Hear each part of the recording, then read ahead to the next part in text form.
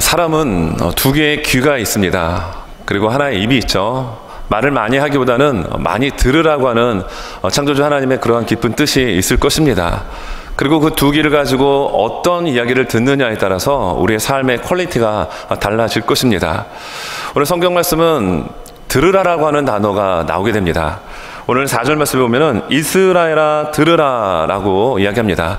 이 들으라라고 하는 이 히브리 단어는 쉐마라고 하는 단어를 쓰고 있습니다. 말 그대로 듣다라는 의미가 있습니다. 그리고 거기에 뜻을 조금 더 보충하자면 듣는 것으로 끝나는 것이 아니라 행동하고 순종하라라고 하는 뜻을 포함하고 있습니다. 한국어 버전에는 이스라엘아라고 하는 단어가 먼저 나오죠. 그 다음에 들으라라고 명령하고 있습니다. 그러나 원문을 보게 되면 쉐마, 들으라 라고 명령하고 있습니다. 무엇을 들으라는 얘기일까요? 하나님께서 하시는 그 중요한 말씀을 이제 하게 될 터인데 너희들이 집중해서 이 말씀을 잘 들을 것을 이야기합니다. 이 쉐마라고 하는 이 단어는 유대인들이 아침과 저녁마다 올려드리는 기도문이 있습니다. 그 기도문을 가리켜서 보통 이제 쉐마라고 합니다. 들으라고 하는 이 단어가 실제로 듣는 것으로 끝나는 게 아니라 듣고 순종하고 행동하는 이러한 변화를 통해서 쉐마라고 하는 고유 명사가 되었다라는 거죠. 오늘 하나님께서는 우리를 향하여 말씀하십니다. 그리고 신명기를 향한 그 하나님의 말씀을 들었던 이스라엘 백성들의 2세대들이 정말 적과 꿀이 흐르는 가나안 땅에 들어가기에 앞서서 이 모세의 메시지를 듣게 되는데, 그 중에서 가장 핵심적인 내용, 가장 중요한 내용을 모세가 이야기합니다. 그렇기 때문에 쉐마 이스라엘아 들으라 라고 권면을 하고 있죠. 오늘 이 성경의 말씀은 앞에 신명기 5장의 배경을 우리가 이해하고 들어야 합니다. 신명기 5장의 내용은 십계명에 대한 이야기를 해주고 있습니다. 이 십계명을 이야기할 때 그 말씀을 하나님께서 그 산에서, 호렙산에서 말씀을 전하시게 되는데, 이 현상이 얼마나 이스라엘 백성들로 하여금 공포감, 두려움을 갖게 했던지요. 이스라엘 백성들이 그 하나님의 웅장한 이 음성 듣기를 두려워한 결과 지도자들과 그리고 장로들에게 부탁하여 모세에게 보내게 됩니다. 그리고 그들이 그런 얘기를 하죠. 우리가 이 하나님의 음성을 우리가 듣다 보면 우린 죽을 것 같습니다. 여러분, 하나님의 음성을 듣는다는 것은 굉장한 것이죠. 그래서 우리가 이것을 차마 다 들을 수 없기에 모세를 통하여 우리에게 말씀해 주십시오. 그러면 우리는 그 말씀을 듣고 행하겠습니다. 이런 이야기를 하게 됩니다. 여러분, 십계명에 대한 얘기를 자세하게 풀어서 이야기하였고, 또 정말 뜨거운 그 불과 하나님의 그 거룩한 영광 가운데 하나님의 음성이 여러분 증거될 때 여러분, 일반인들은 두려워 벌벌 떨 수밖에 없게 될 것입니다. 그래서 모세가 중재자의 역할을 하게 되죠. 그래서 성경의 말씀을 보면 신명기 5장 27절에서 그 이스라엘 백성들이 이런 얘기를 합니다. 당신은 가까이 나가서 우리 하나님 여호와께서 하시는 말씀을 다 듣고 우리 하나님 여호와께서 당신에게 이르시는 것을 다 우리에게 전하소서. 우리가 듣고 행하겠나이다 하였느니라. 자, 백성들의 마음을 지금 지도자들과 장로들이 모세에게 전달하죠. 그리고 이것을 하나님께서 기쁘게 여기셨습니다.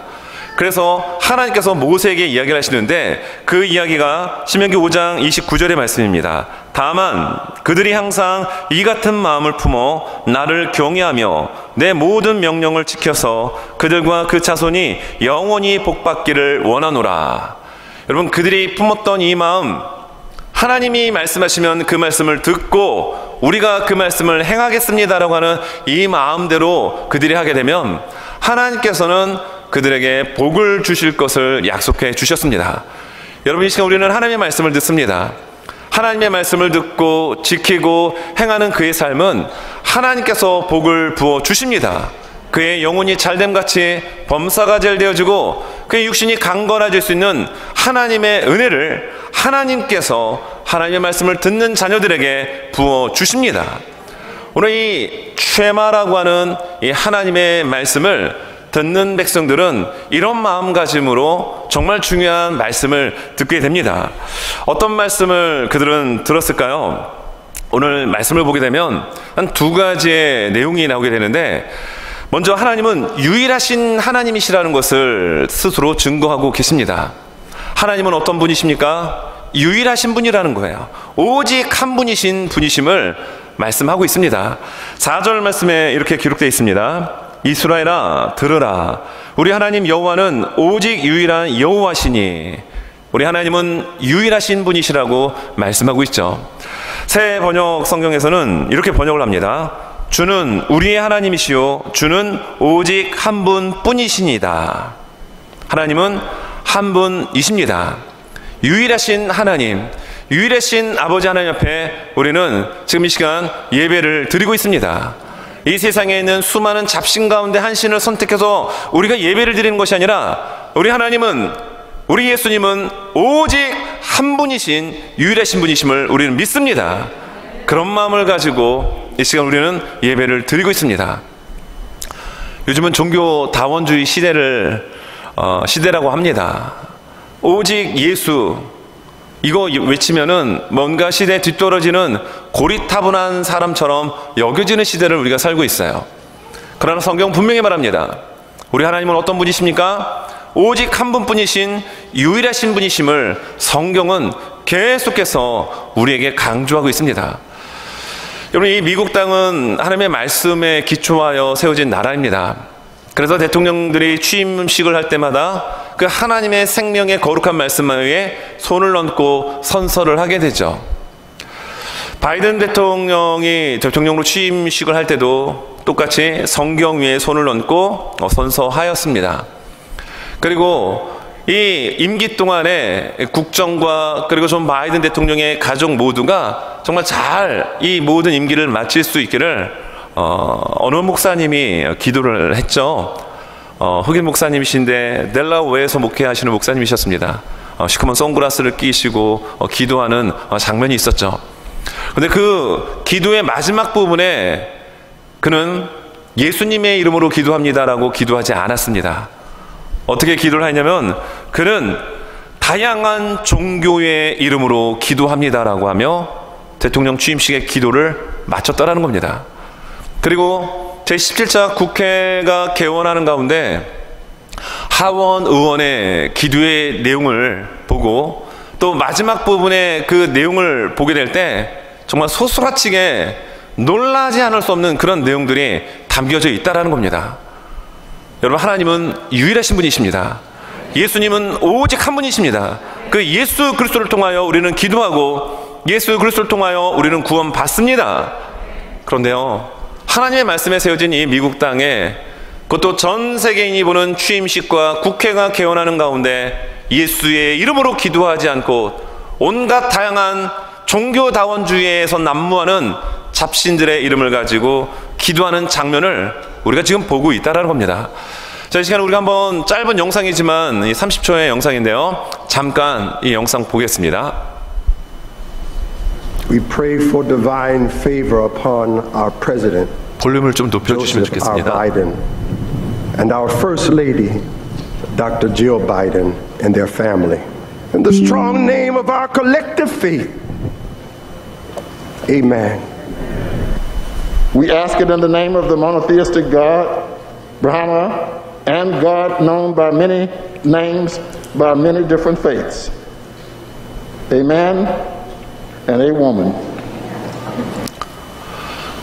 짧은 30초의 영상을 우리가 보았습니다. 볼륨이 좀 높지 않고 화면이 조금 작아서 여러분 보셨는지 모르겠지만, 그 기도의 마무리를 하는 가운데 유일하신 예수님의 이름으로 기도합니다, 여러분 찾아볼 수 있던가요? 없습니다. 예, 다양한 종교의 이름으로, 그리고 유일한 신 브라만, 온갖 세상에서 들을 수 있는 이러한 신들의 이름으로 기도합니다라고 하고 아멘, 우먼이라고 하는 정말 황당한 기도를 여러분 이단 집단에서 하고 있는 기도가 아니라 국회가 개원하는 자리에서 이런 기도를 드리는다라는 거예요. 이게 지금 미국의 현 주소이기도 합니다. 이것이 무슨 영화에서 나오는 이야기가 아닙니다. 지금 우리가 살고 있는 말씀 위에 세워진 이 미국 땅에서 이런 일이 벌어지고 있다는 사실에 우리는 정말 놀라지 않을 수가 없습니다. 여러분, 지금 적과 꿀이는 가나안 땅에 들어가 될 이 세대를 향하여 모세는 쉐마, 여러분 들어야 합니다 라고 하며 신명기에 있어서 가장 중요한, 아니 성경 66권 가운데서 가장 중요한 이 메시지를 전하는데, 이 미국 땅에 대통령의 취임식과 국회가 개원한 자리 가운데 정말 유일하신 예수 그리스도의 이름으로 기도하지 않는 이런 모습들을 바라볼 때 여러분 정말 너무 마음이 아픕니다. 국가 기도의 날이 있습니다. 5월 첫째 주 목요일이죠. 올해는 71주년이 되었습니다. 그런데 작년 70주년이 되었을 때 국가 기도의 날이 되면 대통령은 선언문을 공개합니다. 그런데 그 선언문의 내용 가운데 하나님이라는 단어가 한 번도 나오지 않았다라는 거예요.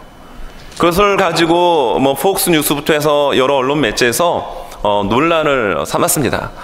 그 기사가 이렇게 나옵니다. 바이든 대통령은 선언문에 하나님을 언급하지 않은 일대 대통령의 취임했다라는 제목의 기사를 통해 크리스천 헤럴드 라인은 대통령의 선언문에 하나님이라는 단어가 없는 것은 근대 역사상 처음 있는 일이라고 보도했고, 폭스뉴스도 전임 대통령들과 마찬가지로 바이든 대통령은 국가 기도의 날을 선포했지만 한마디가 빠졌다고 보도했습니다. 그것은 하나님이었습니다. 작년에 있었던 이야기입니다. 올해는 어떻게 됐을까요? 이것을 의식을 했는지 하나님이라는 단어를 올해는 사용을 합니다. 이렇게 그가 이야기합니다. 2022년 국가 기도의 날에서는 하나님을 언급했습니다. 나는 조국의 시민들이 우리가 받은 많은 자유와 축복에 대해 각자의 신앙과 양심에 따라 감사하고 모든 신앙인이 나와 함께 하나님의 지속적인 인도와 자비와 보호를 간구할 것을 요청한다. 그의 선언문 가운데 하나님이라는 단어가 한번 나오더라는 겁니다. 여러분, 깨어있는 언론과 깨어있는 교회의 지도자들이 그 하나님이라는 단어를 쓰지 않고 세상의 종교다원주의에서 난무하는 그러한 수많은 세상신들의 이름을 가지고 기도하고, 국가 기도의 날 정말 우리의 기도를 들으시고 응답해 주실 그 하나님, 그 예수님의 이름을 언급하지 않을 때 침묵하고 있으면 어떻게 될까요? 계속 그런 일들은 점점 더 많아질 것입니다. 그러나 그 부분을 진척하였기에 올해 71주년 국가의 날에서는 아마도 자이반 타이반 하나님이라는 단어를 사용했다라는 겁니다. 여러분, 이러한 것들을 떠나서 하나님은 유일하신 하나님이십니다. 우리가 믿고 있는 예수님은 오직 이 예수 그리스도만을 통해서만이 구원받을 수 있는 오직 한 분뿐이시요 유일하신 분이심을 우리는 믿습니다. 여러분, 구약에 정말 하나님을 사랑했고 하나님을 경외했던 많은 믿음의 인물들이 있었죠. 그 가운데 다윗이라는 인물이 있습니다.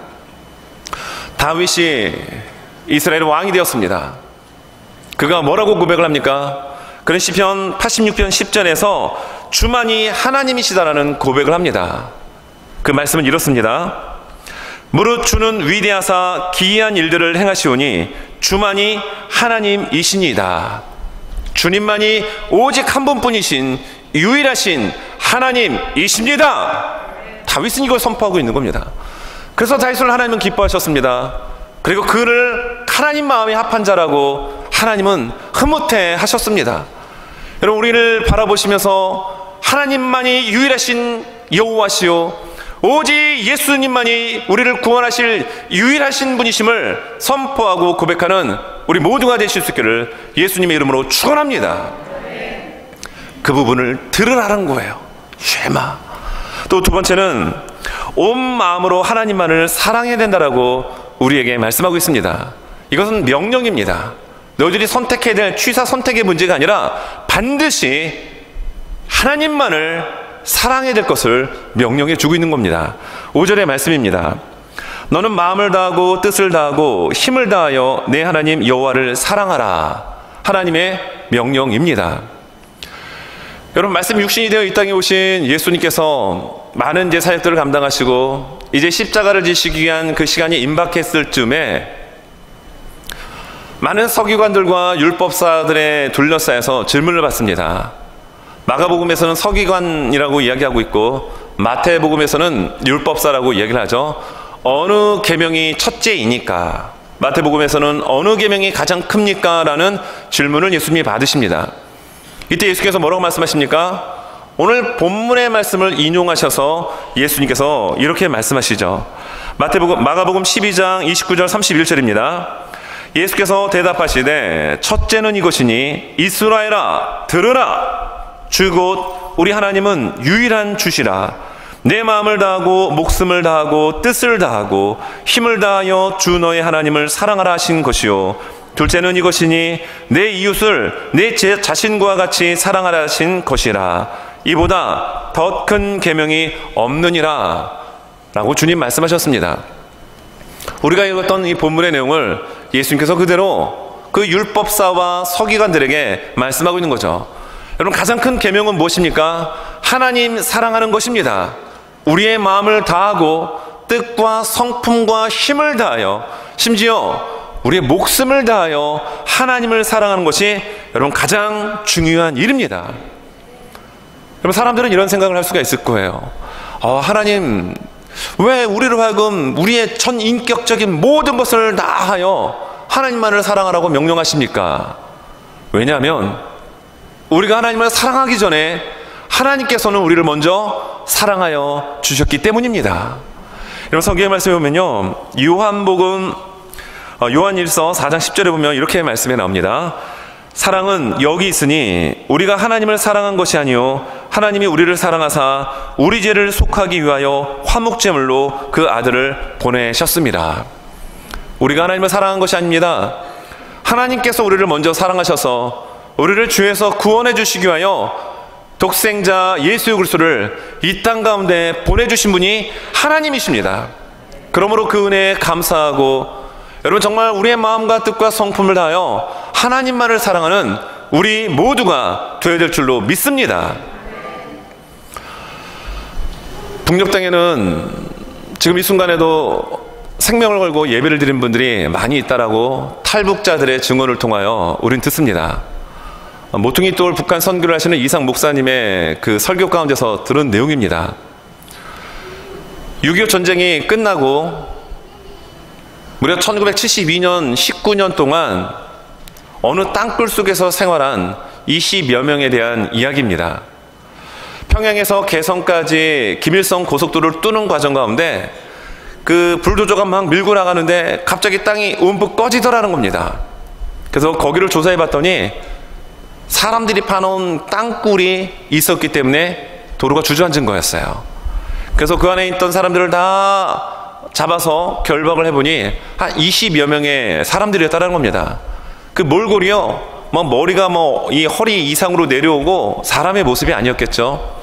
그들은 6.25 전쟁이 끝나고 19년 동안 그곳에서 공동체 생활을 하며 믿음을 지켰던 사람들이었습니다. 한 3-4천 명의 사람들을 모아놓고 인민재판, 다시 말하면 공개 처형을 합니다. 13살, 14살짜리 아이들이 있었습니다. 한 아이를 끌어다가 의자 위에 올리고 밧줄을 목에 겁니다. 그리고 이 엄마가 누구냐고 그러겠을 때 그 어머니가 나왔죠. 예수 믿겠냐고 하는 이야기 가운데 이 아이가 아마 주저했던 것 같아요. 그러자 이 어머니가 울지 말라라고, 이제 너는 곧 천국에 간다라고 하며 그 아이를 다그쳤다라는 겁니다. 이 어머니 눈앞에서 13살짜리 아들은 목이 매달아 순교를 당합니다. 그리고 한 살 터울의 14살짜리 아이도 마찬가지로 그렇게 순교합니다. 그리고 어느 한 남자를 끌어다가 처형을 시키는데요, 불도저 있죠, 이 아스팔트를 이렇게 바닥을 다지는 큰 이 바퀴가 굴러가는 이 불도저 같은 차량 밑에 그 남자분을 눕힙니다. 네, 이분은 김태용 목사님이십니다. 다 옷을 발가벗기고 그 바닥에 눕힌 가운데 예수를 부인할 것을 이야기합니다. 그러나 이 김태용 목사님은 하나님만이 예수님만이 유일하신 분이심을 믿고 19년 동안 그 어두컴컴한 땅굴 속에서 믿음을 지켰기에 그는 예수님을 부인하지 않습니다. 그리고 이 불도저가 그 누워있는 김태형 목사님의 발끝부터 밀고 들어가는 거예요.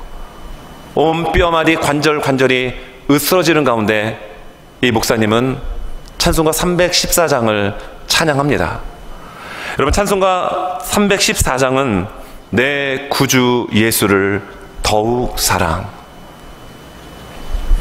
엎드려 비는 말 들으소서, 내 진정 소원이 내 구주 예수를 더욱 사랑, 이러면서 김태형 목사님은 온몸이 으스러지는 가운데 순교하셨습니다. 여러분, 여기에서 지금 예수님께서, 하나님께서 말씀하시고 계시는 이 사랑, 너는 마음을 다하고 뜻을 다하고 힘을 다하여 내 하나님 여호와를 사랑하라. 우리의 마음, 우리의 목숨, 우리의 모든 전인격을 다하여 하나님만을 사랑하라고 명령하셨습니다.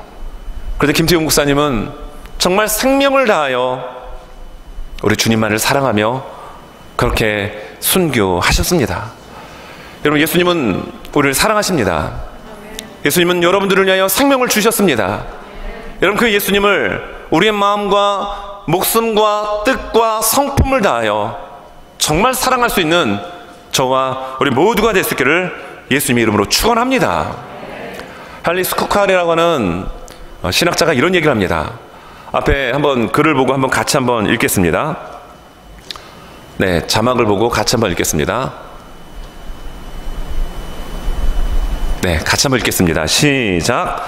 한 영혼의 가치와 탁월함은 그 영혼이 사랑하는 것이 무엇인지에 의해 평가되어지는 것이다. 여러분, 한 영혼의 가치는 무엇에 의하여 평가가 되어질까요? 그가 무엇을 사랑하는지를 보면 알 수 있다는 겁니다. 여러분, 이 시간 예배드리는 저를 포함한 우리 모두는 유일하신 하나님, 우리에게 생명을 주신 예수 그리스도만 사랑하고 그의 말씀에 따르는 진정한 믿음의 사람이 될 수 있기를 예수님의 이름으로 축원합니다. 돈을 사랑하는 자는 돈의 가치의 영향 아래에 있을 것입니다. 명예를 따라가는 사람은 그 명예를 사랑하기 때문에 그 영혼이 그것으로 가치가 증명될 것입니다. 그러나 이 우주를 만드시고 그리고 한 영혼을 위하여 생명을 아낌없이 쏟아부어 주신 예수 그리스도를 사랑하고 하나님만을 우리의 생명과 뜻과 성품, 의지 모든 것을 다하여 전인격적인 힘을 동원하여 사랑하는 여러분, 그러한 영혼은 이 세상의 그 어떤 사람보다도 가장 가치 있고 존귀한 하나님의 자녀가 된 줄로 믿습니다. 말씀을 정리합니다.